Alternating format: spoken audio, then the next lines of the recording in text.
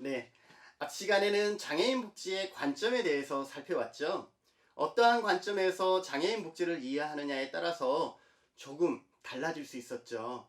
그렇죠? 단순히 의료적인 관점에서 시작하고 종결을 할 것이냐, 심리 사회적인 관점이나 사회적인 관점으로 끌어올려서 개인의 어떤 심리적인 부분도 우리가 강화시켜주고 환경적인, 제도적인 부분들을 우리가 같이 변화의 조건으로 같이 두느냐라는 부분들에 대해서 설명이 되어졌죠. 그것을 여러분들이 이제는 마음으로 느끼는 것은 여러분들의 몫이고요. 자, 이번에는 장애인 복지의 어떤 접근에 관한 얘기입니다. 자, 관점은 그랬는데 그럼 장애인 복지를 실제로 우리가 접근할 때 어떠한 방향에서 접근을 했냐라는 거죠. 첫 번째로 얘기하고 싶은 거는 뭐냐면 강점 중심 접근이다라는 거예요.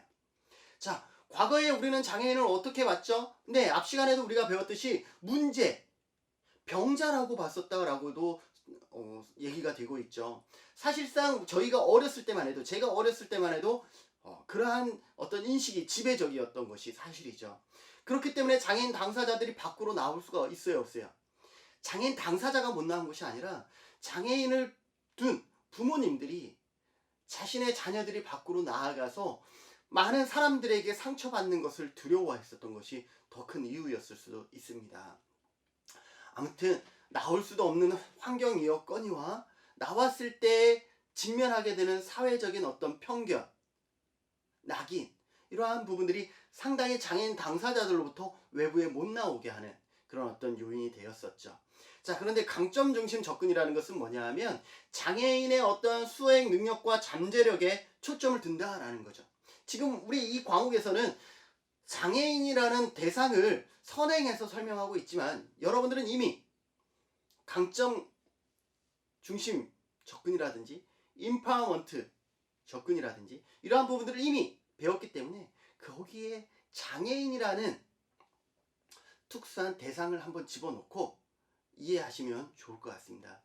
우리는 그동안 장애인을 앞전에도 설명했듯이 노동력이 없기 때문에 인간의 어떤 정당한 가치에 대해서 존중받지 못했던, 그렇게 하고 사회적으로는 낙인이 선행되어졌었던 그런 환경에서 살다가 이제는 어떻게 되는 거예요? 장애인에게도 뭐가 있다라는 거예요? 충분히 수행할 만한 잠재 능력이 존재한다라는 것이죠.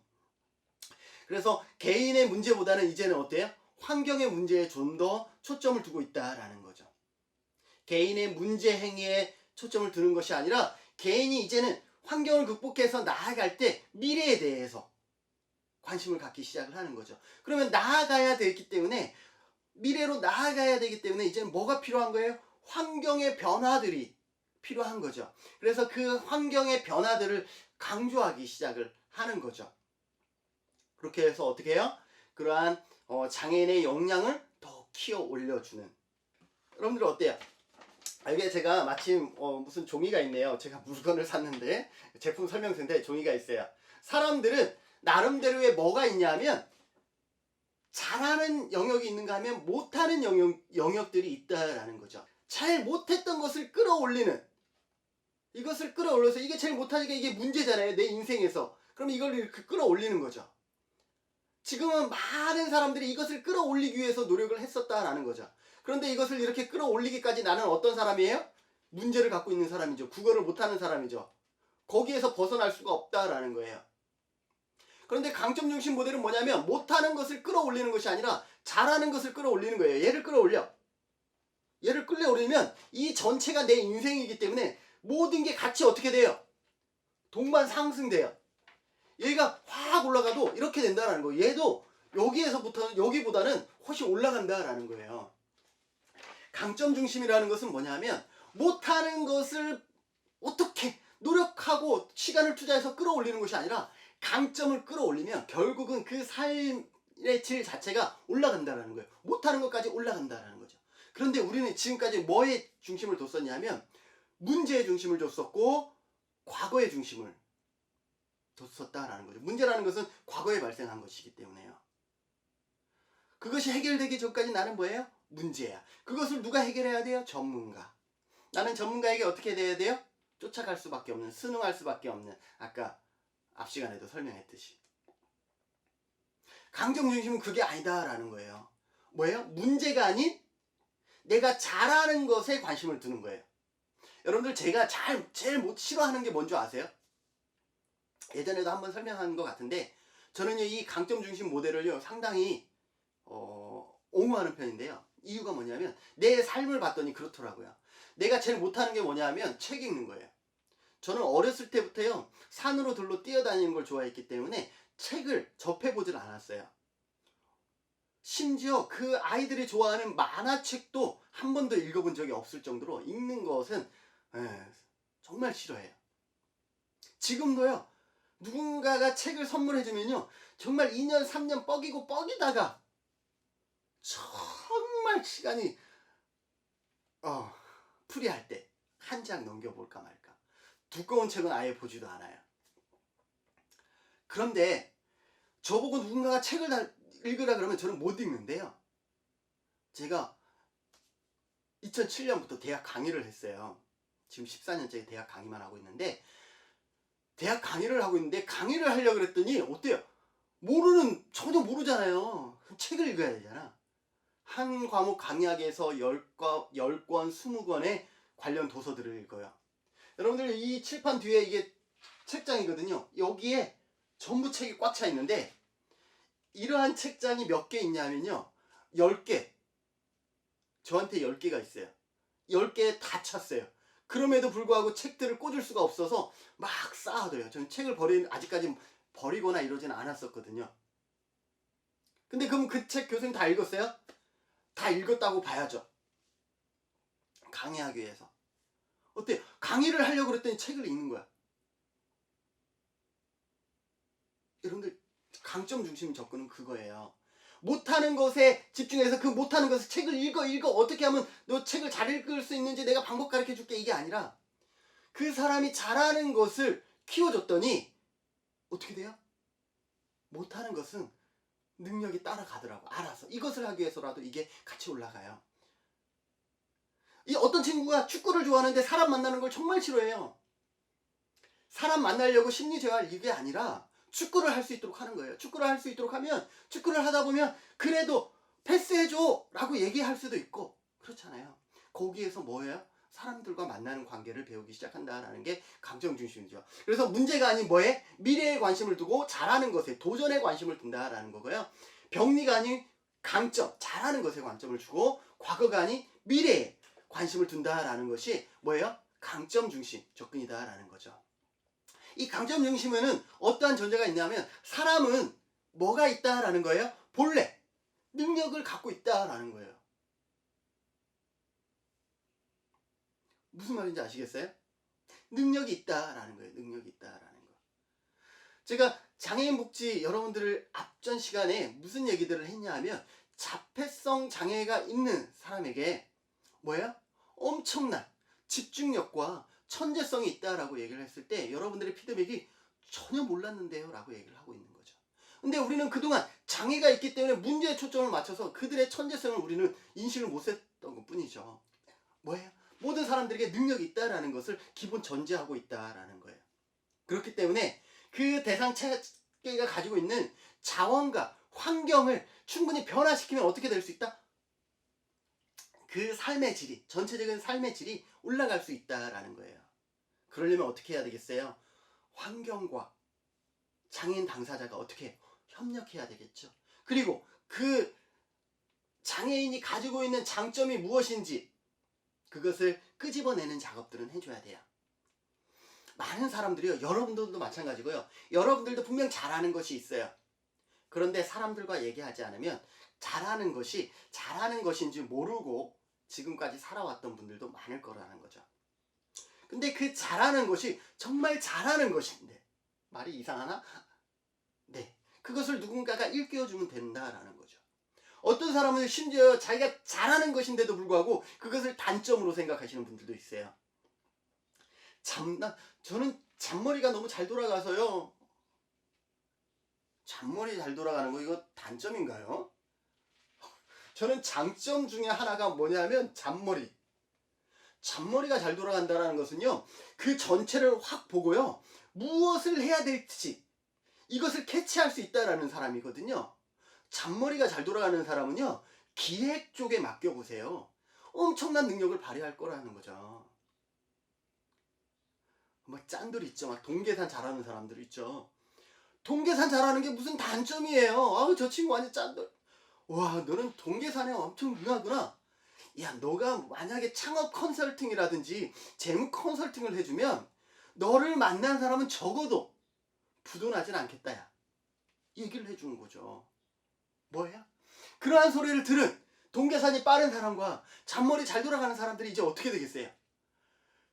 엄청 행복하겠죠? 이 잔머리가 그런 식으로 활용을 될 수 있단 말이야? 이 동계산 빠른 게 이게 그렇게 될 수 있단 말이야? 자신이 이제 그쪽 분야에 에너지를 쏟기 시작하는 거죠. 이제까지는 단점이라고 생각했던 능력을 이제 키워나가는 거죠. 그러면서 어떻게 돼요? 사람들에게 인정받기 시작하는 거죠. 그때는 이제는 인정을 받을 때는 잔머리가 아니라 동계산이 빠른 것이 아니라 긍정적인 단어로 자신의 환경과 삶의 표현들을 바꿔나가겠죠. 그래서 어떻게 해요? 그것들을 일깨워주는 작업들은 필요할 것이다. 한 사람이 가지고 있는 정보를 가장 많이 알고 있는 사람은 누굴까요? 나의 정보를 가장 많이 알고 있는 사람. 부모님일까요? 선생님? 아니면 여러분들이 계속 나를 모니터하고 있으니까 여러분들? 아니죠. 저 자신이잖아요. 장애인 당사자도 마찬가지예요. 장애인 당사자를 가장 잘 알고 있는 사람은 누구예요? 바로 그 당사자다라는 거죠. 우리는 거기에서 벗어나면 안 돼요. 내가 전문가이기 때문에 내가 더 많이 알고 있어 라는 그러한 생각이 그들의 강점을 어떻게 해요? 짓누를 수 있다는 거예요. 그들이 할 수 있는 역량들을 짓밟을 수 있다는 거예요. 가장 많이 알고 있는 사람은 장애인 당사자다라는 거죠. 그래서 그들이 어떻게 해요? 할 수 있도록 우리는 뭐 해주면 돼요? 지지해주고 격려해주는 이러한 역할들을 해주면 된다라고 보시면 될 것 같습니다. 자, 인파워먼트에 대해서 얘기를 할게요. 좀 전에 설명한 것은 강점 중심 접근이라 그러면 인파워먼트 접근에 대한 얘기를 할게요. 많은 교재에서요, 강점 중심과 인파워먼트 접근을요, 동일한 것으로 설명을 해요. 그렇죠? 여러분들도 이미 강점 중심, 인파워먼트, 역량 강화 이러한 것들을 다 동일하게 생각을 하는데 저는 개인적으로 강점 중심과 인파워먼트는 조금 다르다라고 봐요. 실제로 다른 게 맞으니까 단어가 새로 나왔겠죠. 그죠? 자, 강점이라는 것은 그 사람의 강점을 중심으로 한 것이라 그러면 인파워먼트 접근은 그동안 이렇게 강점 중심으로 이루어지던 이러한 사회복지의 체계 안에서 조금은 어떻게 된 거예요? 각성시켜주는 거죠. 각성시켜주는 것. 재인식이라는 단어를 쓸까요? 재인식시켜준다라고 보시면 될 것 같아요. 어떻게 재인식시켜주는 것이냐라고 얘기를 한다 그러면 파워라는 단어를 여러분들이 기억해 보시면 되겠죠. 인파워, 역량 강화. 그죠? 자, 인파워, 파워. 파워는 뭐예요? 여러분들 중에 누가 제일 파워 있어요? 라고 얘기할 때 어떤 사람이 파워 있어요? 사람을 얘기하잖아요. 사람. 일반적으로 우리가 얘기하는 파워라는 것은 뭘 얘기해요? 사람을 얘기하고 그 사람 중에서 어떤 사람을 파워가 있다라고 얘기해요? 가장 권력이 센 사람. 그 사람은 우리는 파워가 있다라고 얘기를 하잖아요. 인파워먼트에서 여러분들 인파워먼트의 개념을 알려 그러면 파워라는 개념을 알아야 되는데 파워는 뭐다? 권력이다라는 거예요. 강점 중심은 강점을 강화시켜주는 그러한 거라 그러면 인파워먼트는 파워를 누구한테 주는 거예요? 당사자에게 주는 거예요. 접근 방법은 똑같아요. 당사자에게 뭘 주는 거예요? 아까 강점 중심에서 우리가 가졌던 전제가 뭐예요? 자신의 정보를 가장 많이 알고 있는 사람은 당사자다라는 거예요. 그러면 당사자에게 뭘 부여해줘요? 파워까지 부여해주는 것이 인파워먼트다라는 거예요. 자, 그러면 당사자에게 파워를 부여해주는 것이 뭐예요? 자신의 삶의 결정을 누가 할 수 있도록? 본인이 할 수 있도록 해주는 거죠. 왜? 자신을 가장 잘 알고 있기 때문에. 왜? 자기가 선택했을 때 그것을 달성했을 때의 그 만족감은 더 클 수 있기 때문에 어때요? 단순하게 강점 중심으로 끌어올리는 것도 중요하지만 그 끌어올림에 있어서 누가 중심이 되어야 된다? 당사자가 중심이 되어져야 된다라는 것이 뭐다? 인파워먼트 접근이다 라고 보시면 될 것 같습니다. 즉 인파워먼트는 능력을 가지는 것, 능력을 증가시키는 것에 관심을 가져요. 강점 중심과 같이. 그런데 여기에서 뭐 누구가 중요하다? 자신의 선택이 중요하다라는 거죠. 그래서 이 인파워먼트 접근에서 설명되어질 때 누가 자주 나오냐면 자조집단이라는 조직이 많이 나오죠. 문제를 가지고 있는 당사자들이 그 문제 해결을 위해서 서로가 모여있는 집단, 자조집단이다라고 얘기를 하잖아요. 이 자조집단을 상당히 대표하는 것이 인파워먼트다라고 보시면 될 것 같습니다. 그래서 이 인파워먼트 접근은요, 강점 중심과 설명은 비슷해요. 자신의 강점, 이웃과 지역사회 안에서 해결될 수 있고 해결이 가능하다라는 신념에서 출발한다라는 거죠. 자, 그러면 내가 뭘 했어요? 내가 선택했잖아요. 그러면 여기에도 뭐가 필요하겠어요? 사회적인, 환경적인 변화들이 수반될 때. 그러니까 강점 중심에서는 그 강점을 만들어내기 위해서 주변인들이 세팅을 해야 되는 거잖아요. 그런데 인파워먼트는 당사자가 선택을 해요. 선택을 한 것이 이루어지도록 주변인이 어떻게 해야 되겠어요? 환경을 서포트 해줘야 되겠죠. 역할이 조금 다른 거죠. 그리고 선택할 수 있도록 뭘 줘야 돼요? 강점 중심 정보를 취한다 그러면 이거는 정보를 줘야 되는 거죠. 무슨 말인지 아시겠어요? 그래야 선택할 수 있잖아요. 여러분들이 가지고 있는 정보, 전문가들이 가지고 있는 정보들을 누구에게?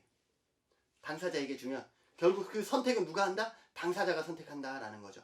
그 선택할 때 무엇이 거기에 있을 것이다? 아마 자신이 잘하는 것, 할 수 있는 것, 이러한 부분에 아마 그 기준 안에서 선택이 이루어질 것이다 라는 거죠.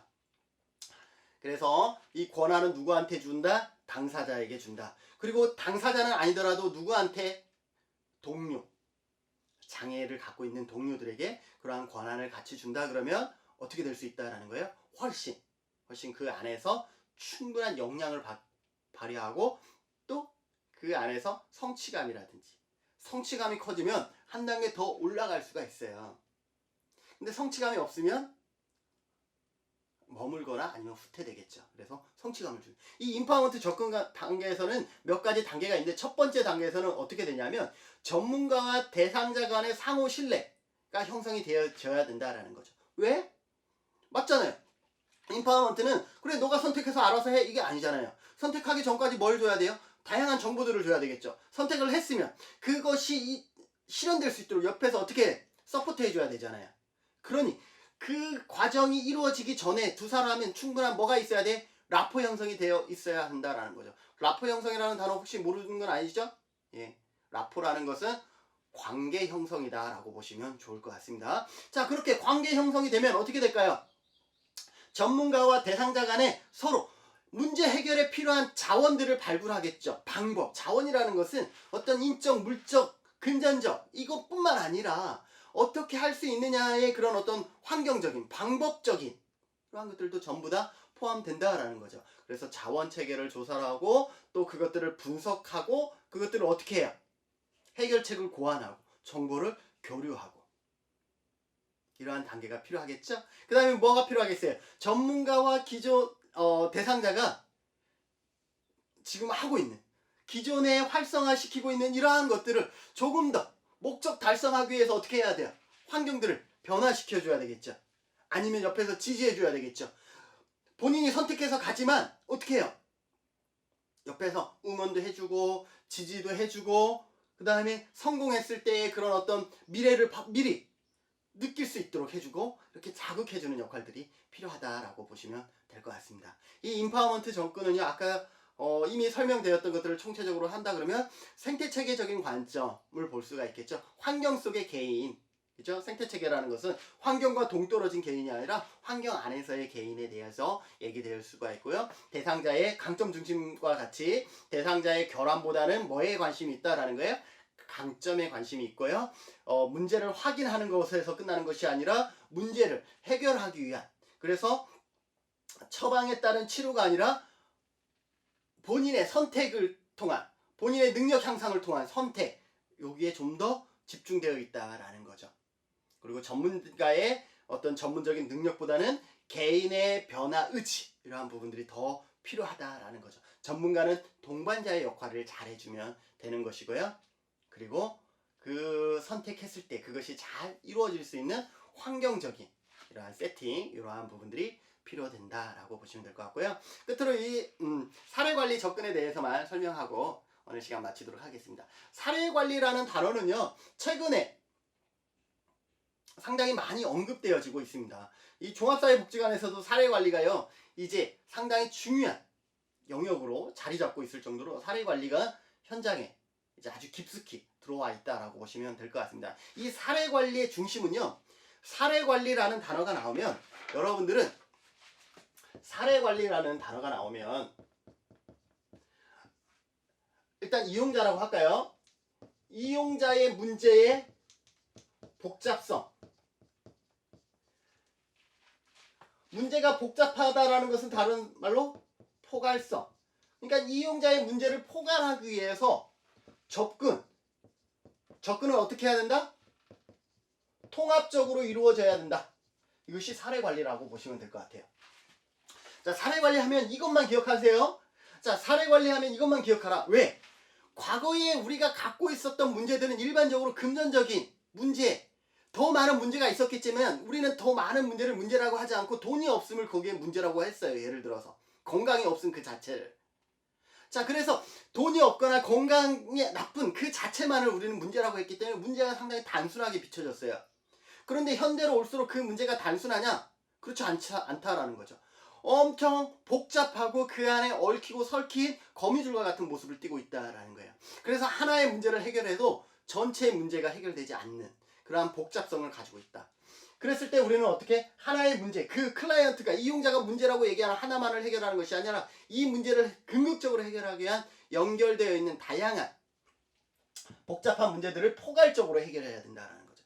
포괄적으로 문제를 해결하려고 했더니 어떻게 돼요?